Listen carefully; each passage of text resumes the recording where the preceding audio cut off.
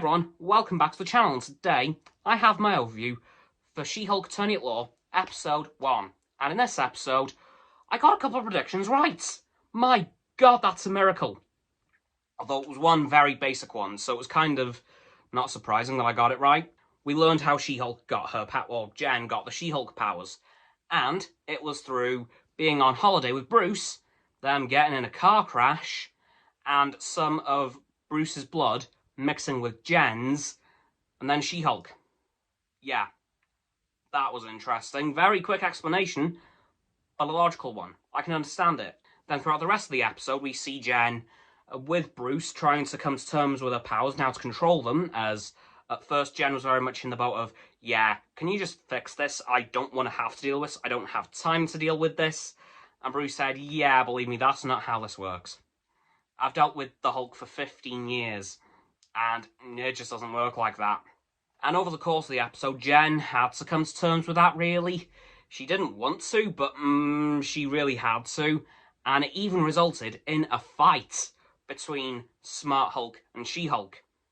And frankly, She-Hulk is incredibly powerful. It's insane. I would dare to say that she rivals, if not overpowers, regular Hulk. Like, I would want to see a fight between Hulk and She-Hulk, not Smart Hulk. I want to see how that would go, because, I'm sorry, eventually She-Hulk absolutely destroyed Smart Hulk. So I'm curious to see how that would go. But this whole episode was like a flashback, because we did have an intro scene of Jen explaining, yeah, I'm a Hulk, here's how that happened. Boom, flashback. But I did get one major prediction wrong, and that was Daredevil. Yeah, he wasn't there. We didn't see him in this episode, so he's probably on the way in the next couple. Honestly, this episode was really, really, really, really good. And we did get a couple of references to some of the old Avengers, namely Tony and Cap, which I was very happy to see that they've not completely and utterly, abandoned them. They're not going to stop mentioning them just because they're dead. So I'm very happy to see that Bruce brought them up. But yeah, honestly, really good episode. I have to be honest. Very strong start to this series.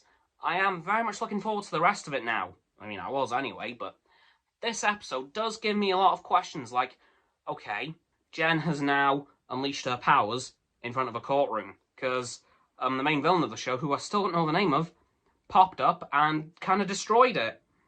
And then Jennifer kind of She-Hulked out, and then kicked her butt. Yeah, just straight up. So I'm very much curious to see how she's going to deal with that now, because, well, that's probably going to create some problems in her office and her job as a whole, frankly. We're definitely going to see Bruce again, so he may come in to help her control her powers a little bit more, if she's willing, because, of course, as we know throughout the episode, she was very stubborn in the fact that she just wants these powers gone. Again, Bruce was like, yeah, that's not how this works, Jen. You're stuck with this.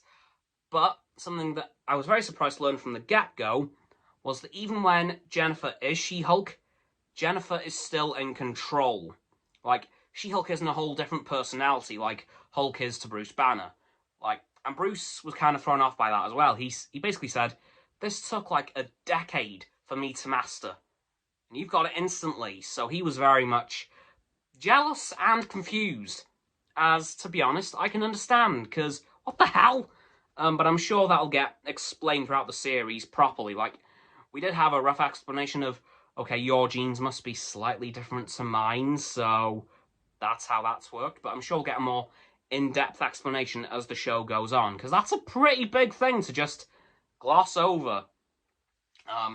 And there was a lot of scenes from the trailers in this episode, so that kind of tells me we have a hell of a lot more to see, including Daredevil, and Abomination, and anyone else they decide to throw in. Who knows who they could throw into this one? Hell, I think Jen, even in the trailers, mentioned Wong, so he's coming into this somehow. Anyway, guys, that's going to do it for this overview of episode 1 of She-Hulk Attorney at Law, titled A Normal Amount of Rage. So please don't forget to like this video, sub to my Roxo and Frost channels, their links in the description, of course. My sub button is down there. Yeah, that big red one. Unless you've already subbed, then it's grey. Thank you for that, by the way. And once you've done that, please don't forget to click all 3 of our bell icons to get all 3 sets of our notifications. Comment as well, because why not? And let me know what you thought of this episode and if you're excited for the rest of the series like I am. Once you've done that too, please follow me on all our social medias. They'll be in the link tree down in the description. And in the description will be Roxanne's website and Frost's Instagram below the link tree. And lastly, please, please, please do share this video with all of your friends so they can join the infinite loop of liking, subscribing, commenting, following, and sharing, and around and around and around that loop. I'll see you guys tomorrow with another video. Goodbye!